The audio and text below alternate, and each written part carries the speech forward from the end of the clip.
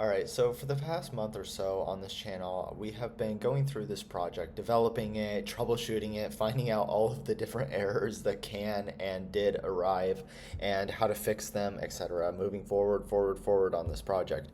Now, it's getting to the point where the project is starting to become in the final stages. It's essentially done.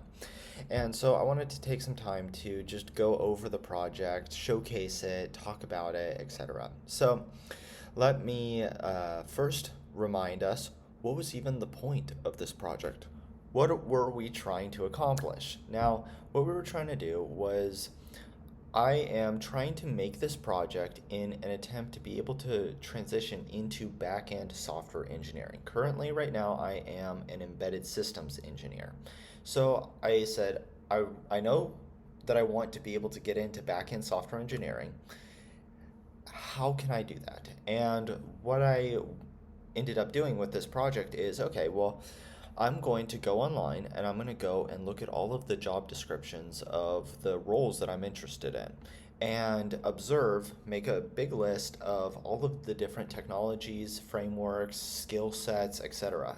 Everything that I find in those job descriptions because the companies literally tell me what they are looking for, what makes a good candidate. So, okay, great. They tell me, I'm going to trust them, and take the take their own advice. Right? They give me advice on how to best prepare myself. So I'm like, awesome.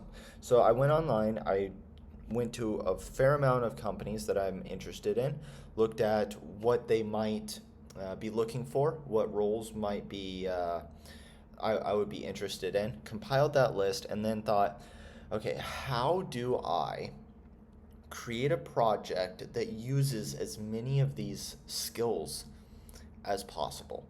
So, number one, it teaches me and I learn these skills. And number two, it also showcases off that yes, I do have a minimum level of competency in these areas. So, that was the point of it. And now let me make myself a little bit smaller and I will start to introduce the actual project. So this is the architecture of it, and as I just mentioned, it's not something that the point of this project is not to be amazingly useful, okay? It's actually very simple what happens. So high level, what goes on is we have a user and they are able to add items and take away items to a database. Okay, here's our database which contains the items. And so the user is able to communicate with this front end API gateway, and then based off if they are adding items, the API gateway will go to the producer microservice, or if they are trying to take away items, it will be routed to the consumer uh, resource, and both of these two microservices will use their logic to interact with the database, make sure that the request is valid, etc.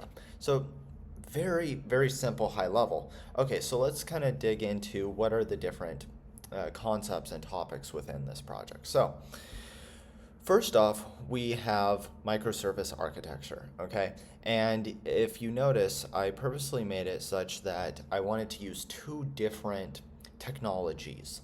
I have Java Spring Boot for these three here, and then I have Node.js for this front-end API gateway. And one of the reasons that I wanted to do this was to really showcase how microservice architecture allows you to be able to have separate technologies, separate languages, frameworks, and it still works together. And this is a really good example of when I was going online and just learning about microservice architecture, and I was just doing my own research on it. I kept hearing like, okay, well, you can do this, you can do that, you can do this, but it didn't hit me and it didn't internalize within me that that this works until I built it myself. So this was a really good opportunity for me to be able to realize like, okay, yes, I understand how microservice architecture works. I understand how these things communicate with each other. I understand how you're able to integrate them even if they're using a completely different technology. Now, on that topic of communication, you'll notice I have up here a Eureka registry, okay? Now, what goes on with this Eureka registry communicates to these three microservices, and these three microservices will register themselves with the Eureka server.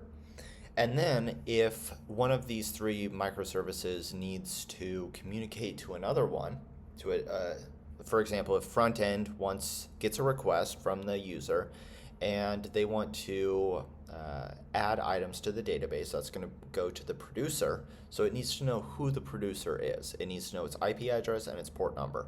Okay, well, it looks that up in the Eureka registry, and then it can route it over to the producer microservice. Then the producer microservice can go and add items to this database. So the other thing that you might notice is, okay, well, you have this registry, and all of these three microservices will register themselves to the Eureka server, and they'll be able to know who and where lives at which address. But hold on, they're in Docker containers. How does that work? Because Docker containers actually are able to use inter-container communication slightly different. So Docker containers, you are able to add them to networks, and then they have their own local network that each of these microservices are able to connect to, and you're able to query the IP address and port number for the specific container which you are interested in using the Docker Compose network, or the network that you create within the Docker Compose schema. So why did I use both a Eureka registry and Docker containers? And the truth is because at first I didn't have the Docker containers. I just had this architecture here where I had the front end, the two microservices here, the database, and then I needed some way to get them to communicate. Okay, so I added this Eureka registry. Then later on, I realized, hold on, actually Dockerizing a lot of my microservices is going to be extremely helpful, and we'll see that once I get to the demonstration of this project. So after I started digging into Docker, I started realizing actually this Eureka registry right now might actually be redundant. And so there could be some avenue to just cut that off and have them communicate through their own registry in the Docker network. But it was a good opportunity for me to see how different microservices are able to register themselves to a Eureka server, and then let's say that we needed 2 or 3 or 10 instances of this producer microservice, how I could scale that up, register all of them to the Eureka registry, and then it would be the responsibility of my front end, or my API gateway, to actually do the load balancing and select which producer it wants. So a few other things to have note here is that the front end will render 3 web pages to the user. You have your home page, you have your login page, and then you have your register account. So these are in EJS, so HTML, CSS, and then EJS is essentially HTML but with embedded logic. And then one more thing of note is as I was mentioning at the beginning, the purpose of this was I went and looked at the different skills that were asked for, and I was seeing SQL and NoSQL database. So I integrated 2 databases, both of 2 separate technologies. We have the passwords here, which are stored in Postgres, which is SQL, and then for the items, I put that in a MongoDB, which is NoSQL. So that's kind of the schema of how my project is working. Let's go and I will start the project up and do a demonstration. So let me close this. So as of right now, it's blocked, or not blocked, but not running. So let me come here and we do docker compose up, let it go through its initializations.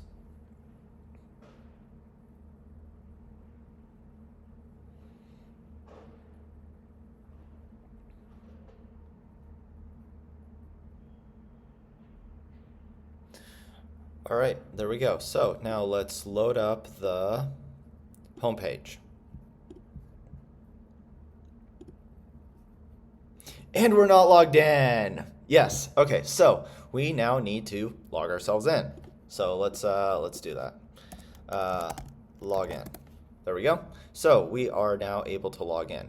Let's log in with a password that's not real, or an account that's not real. Okay. There we go. So let's log in. Invalid username. There we go. Okay. So let's go back, and now we need to actually register for an account, right? So let's register here. And now I can do Timothy, and then 1, 2, 3. Password is going to be password 1, 2, 3. Okay, let's register. And then I'm still not logged in, but actually I should be. So now I can. Oh, right, I just registered. So now I need to go back to the login. Okay, so Timothy 1, 2, 3, and then password 1, 2, 3. Okay, log in. Okay.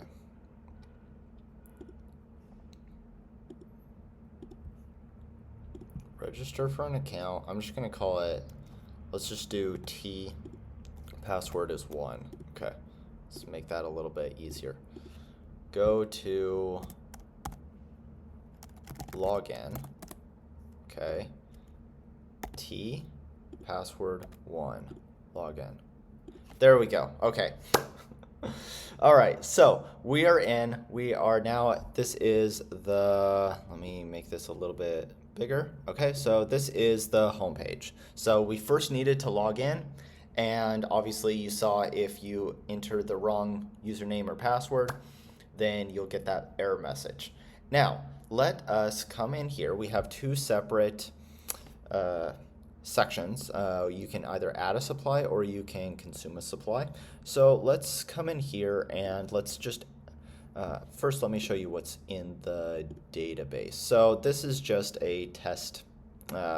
In my consume microservice, I just added a test API endpoint that I'm able to hit, and it queries the items within the database. So that's what we're looking at here. Let me just refresh this so it shows the supplies, right? Okay. So let me refresh that, and when we can see, like, okay, well, here's the items, and I am going to add an item to this database now. Okay. So let me go back to here, and let's add an item, which is, let's see, a phone, and now to make sure that we're doing this correctly, I'm just going to add a random number, 7865, okay? And the reason that I'm doing that is because I want to make sure that it's differentiated and we can easily see it when we query the database. Okay, so phone 7, I'm just going to say 78. That'll be fine. Quantity, let's also make it 78. Okay, so add supply. Supply added successfully. Now let's go and look at the database and see if it actually added. Okay, so come here and we'll see a new entry. So let's refresh this. There it is. So we have phone 78. So this is definitely what we just added. And the quantity is 78. Okay, cool. Now let's take away some of that. So let's go to consume and say phone 78, and then what do we want to consume? Let's just say 2. Okay, so consume. Okay, Supply consumed successfully. Let's go back to here, and now this should be 76. There it is. Now, okay, great. Let's try to mess it up. So let's come in here and let's try to take away an item that doesn't even exist. So I'm going to come in here and just do this, and let's take away 9 of them, and let's try to consume. Item not found. So it searches the database, it finds, oh, the item doesn't exist, and blocks that. So that is, and we can come back to here, see everything is stable. So that's kind of the project which I have been working on and showcasing throughout my YouTube channel. We've been going through this in a series, showcasing from the very beginning, from all of the development, all of the troubleshooting, all of that. I think we're on almost 40 videos, and each one has been averaging like an hour long. So it's been a fair journey, but I can't even describe how much I have learned within this project. It has taught me so much about all of those different concepts that previously I had never even known about. And now I have a much deeper understanding because I've built it myself. Previously, as I mentioned, when I was watching videos and just studying these topics, well, I didn't internalize it. I didn't intuitively understand and feel like what is actually going on. Now, I have a much more solid understanding and conception of all of these things. So, moving forward, I am going to be doing new projects. I am going to be doing new ways of improving myself and improving my skills for back-end software engineering. And so if that is interesting to you, subscribe to this channel. I would love to have you around on the journey, and yeah, keep going, keep improving, and never give up. All right, so thank you guys for watching this video. My name is Timothy Lee Grant, and I will see you guys in the next one.